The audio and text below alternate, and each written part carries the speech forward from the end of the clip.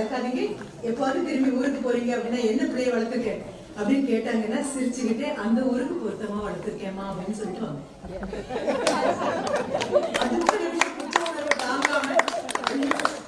அங்கே இருப்பவர்கள் அங்கேயே இருப்பதற்கு பொருத்தமானவர்கள். உங்கள் சகோதரனும் சகோதரியும் அங்க இருக்காங்கன்னா அவங்க பிள்ளைங்க இதை விட மோசமா இருக்குன்னு புரிஞ்சுக்கோங்க.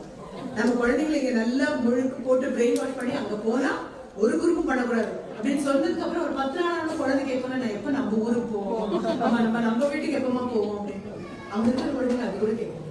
அதனால குற்ற உணர்வு இல்லாமல் மிக சந்தோஷமாக அருமையான தாய் தகப்பன், அருமையான தாத்தா பாட்டி வேற்றுமணில் வந்து உட்கார்ந்து இவ்வளவு அழகாக உங்களால் வாழ்க்கையை நடத்த முடியும் என்றால் என் பாராட்டுகள் மட்டும்தான் உங்களுக்கு. குற்றம் கண்டிப்பாக எப்படி செம்மைப்படுத்த முடியும் அப்படின்னு ஒரு தலைப்பு கொடுத்ததுனால சொல்லலை தவிர உங்களுக்கு தெரியாத எதையும் நான் சொல்லல. I am not here to sell any idea.